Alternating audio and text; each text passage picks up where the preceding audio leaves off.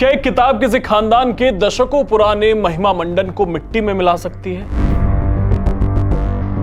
राहुल गांधी संसद में जिस नैतिकता की चादर ओढ़कर बैठते हैं, भाजपा सांसद निशिकांत दुबे ने उस चादर को एक झटके में खींच लिया है। निशिकांत दुबे ने सदन में उस किताब का जिक्र किया है जिसे सुनकर गांधी परिवार के पसीने छूट जाते हैं। एमओ मथाई उनकी किताब है reminiscences of the Nehru as.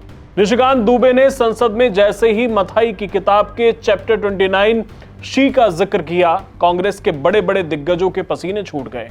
आखिर कौन था यह शख्स और उसकी उस किताब में ऐसा क्या है जिसे नेहरू से लेकर सोनिया गांधी तक ने दुनिया की नजरों से छिपाकर रखा? मथाई कोई ऐरा गैरा नहीं था। वो 1946 से 1959 तक नेहरू का परम वफादार और स्पेशल असिस्टेंट था। नेहरू के घर तीन मूर्ति भवन में परिंदा भी पर मारता था तो मथाई को खबर होती थी। उसने 1978 में अपनी यादें लिखी, लेकिन उस किताब का चैप्टर 29 कभी जनता तक पहुंचने ही नहीं दिया गया। निशिकांत दुबे ने जिस शी चैप्टर की ओर इशारा किया है उसकी एक पीडीएफ हमें मिली है, क्योंकि जब ये किताब शुरू में छपी थी तब से ही इस पर विवाद हो गया था। उसके बाद इसे वापस ले लिया गया था, लेकिन उस दौर में जो छपी थी उसकी एक पीडीएफ हमें मिल चुकी है। उसमें मथाई ने इंदिरा गांधी के साथ अपने 12 साल लंबे गुप्त शारीरिक संबंधों का कच्चा चिट्ठा खोला था। मथाई ने लिखा कि वो और इंदिरा न केवल एक दूसरे के प्रेमी थे, बल्कि इंदिरा अपनी जिंदगी का हर फैसला मथाई की सलाह से लेती थी। मथाई ने इस चैप्टर में यहां तक दावा किया कि इंदिरा गांधी के जीवन में कई ऐसे पुरुष आए जिनसे उनके संबंध रहे, लेकिन मथाई के साथ उनका रिश्ता सबसे गहरा था। मथाई ने दावा किया कि 1946 से 1959 तक उसके और इंदिरा गांधी के बीच बेहद करीबी शारीरिक संबंध थे।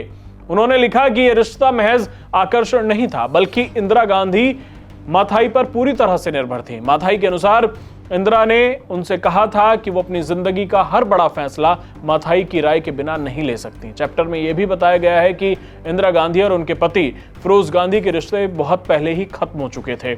दोनों अलग अलग कमरों में रहते थे।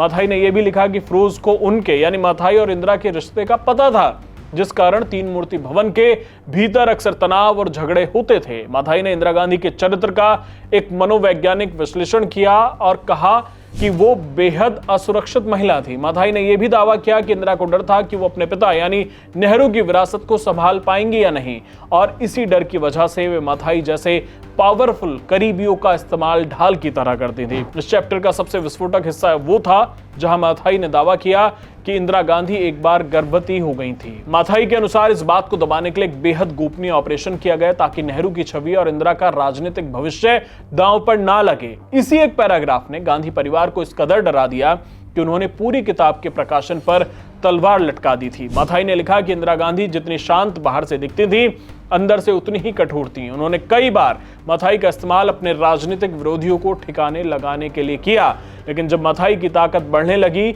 और नेहरू को उन पर शक होने लगा तो इंदिरा ने बड़े ही ठंडी चालाकी के साथ मथाई को किनारे कर दिया। 1978 में जब यह किताब छपने वाली थी तो इंदिरा गांधी ने अपनी पूरी कानूनी टीम लगा दी। पब्लिशर विकास पब्लिशिंग पर इतना दबाव बनाया गया कि उन्हें एक औपचारिक नोटिस जारी करना पड़ा कि लेखक ने खुद ये चैप्टर हटा लिया है। हम आपको दिखा रहे हैं, इसमें देखिए आप। सच्चाई ये थी कि अगर ये चैप्टर छप जाता तो इंदिरा गांधी की देवी वाली छवि और कांग्रेस का नैरेटिव उसी दिन खत्म हो जाता। हालांकि इंटरनेट पर वो पीडीएफ अवेलेबल है जिसमें उस चैप्टर के बारे में लिखा है, लेकिन अगर आप इस किताब की हार्ड कॉपी खरीदते हैं तो उसमें शायद वो चैप्टर आपको नहीं मिलेगा। आप क्या सोचते हैं, क्या इंदिरा गांधी जैसे कद्दावर नेता की निजी जिंदगी पर चर्चा होनी चाहिए या कांग्रेस ने उस चैप्टर को गायब करवाकर सही किया? आपकी क्या राय है, कमेंट बॉक्स में जरूर बताएं। वीडियो पसंद आया हो तो चैनल सब्सक्राइब जरूर करें। धन्यवाद।